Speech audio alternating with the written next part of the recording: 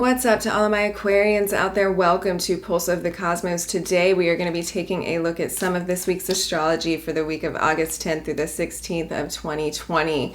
So we have a lot going on this week. But first I want to give a little shout out to my subscribers out there. Thank you for being so patient with me. I know it has been a few weeks since I have posted. I have been telling the other signs I've just been moving a lot, but I'm finally in a home and an apartment where I can do this more often, and I'm looking forward to it. So I love you guys. Thanks for hanging in there. But back to the astrology, we do have a lot going on. The sun is under a lot of pressure this week, undergoing these major yod aspects with all this Capricorn energy quincunxing to the sun, as well as Neptune and Pisces quincunxing over to the sun, while those two energies are in sextile to each other. So this forms what we call in astrology a yod, a finger of God. These are very destined moments, and with the sun being the kind of focal point of this, the center point for you guys, the sun is in your 7th house. This is the 7th house of Leo, of your relationships, of any kind of one-to-one intimate encounter in your life. And this is definitely where your sense of awareness has been turned to through this Leo season, to your relationship life.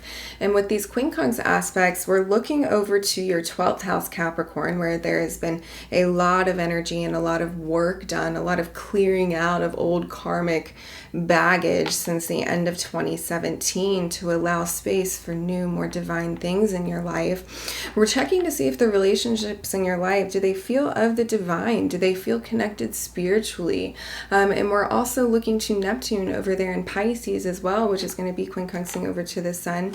So Neptune and Pisces, your 2nd house, we're looking at your self-worth, and we're looking at your self-value and your ability to grow and receive abundance. And so we want to make sure that we're in relationships that honor that self-worth and honor that value, and that you're honoring that within yourself through the decisions that you're making, through how you are engaging with this experience of life here on this 3-dimensional plane. But we do as well, let's look at Mars. Mars is in your 3rd house, and so he's squaring over to this Capricorn energy. And this Capricorn energy in your 12th house and Mars in your 3rd, it brings up communication. Are you communicating with your environment? Are you communicating with the people in your life? Are you communicating your wants or your needs? Or are there some shifts or some changes that need to be made? We have Uranus going retrograde later this week in your 4th house.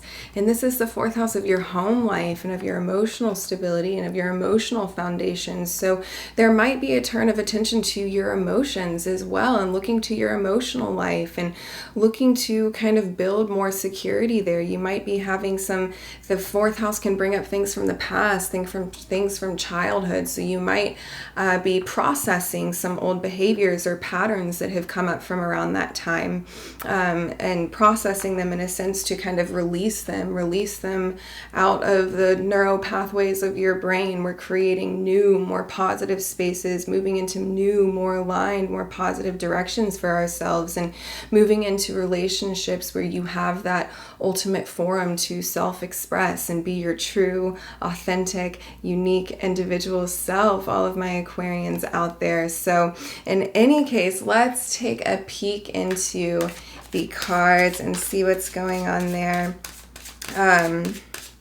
Okay, so this is big. So Mars is going to be trining over to the sun this weekend. So this is a nice hit. This is a nice trine because we have Mars in his home dignified position of Aries and Sun in his home dignified position of Leo, and Mars in the 3rd, Leo in the 7th. This is going to give you that energy and give you that vitality to express and to communicate. And so if you have something that you need to say in relationships this week, or you're having that kind of urge to self-express, you'll be able to do that kind of articulately, and you'll be able to kind of get your point across more fluidly with this aspect. So a lot to say about communication and looking into relationships this week, but I think my Aquarians have been doing a lot of that work through the 12th house of clearing out a lot of the baggage of your life. So I think you're definitely moving into more positive spaces within these worlds. So let's see here.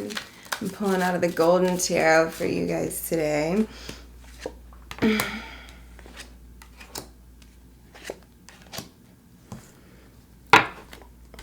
Okay, so let's see here. The first two cards we pulled are the Seven of Coins reversed with the Nine of Coins reversed. So interesting. The Seven of Coins reversed kind of reminds us to look at where we're investing all of our energy. Hi, Fred.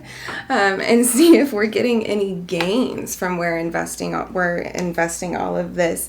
And this could be in your relationships. This could be in your work life. This could be in any aspect of your life where you're putting in a lot of interest or a lot of energy. We want to make sure that we're kind of receiving some gains from that. When we get the Seven of Coins reversed, we might be, kind of going to a, empty well for water here. And the Nine of Coins reversed coming up as a challenge of this. The Nine of Coins upright. She's independent. She knows her inner value. She knows her inner worth. She knows her inner authority. So maybe especially with Neptune over there in the second house, there's some questions coming up for you guys this week surrounding self-worth and self-value, and some of these challenges, these feelings of lack of self-worth or self-value coming up for you guys might be from where are you putting all of your energy in right now. If you're not manifesting any gains from that, it can definitely affect your sense of value and sense of worth and relationships or any kind of situation that you're in your life, work life situation, relationship situation, whatever it looks like. And we can't forget with Mars in the third house, we can look to communicate, maybe to resolve some of this. Two of Coins is what we pulled next. So this is definitely about looking to incorporate more balance into your life, but also Two of Coins is like a playful balance. It's like we can see even there's the kind of infinity sign here. So it's playing with these pentacles, knowing that there's the world in between your hands to manifest from here. It's what are you going to create?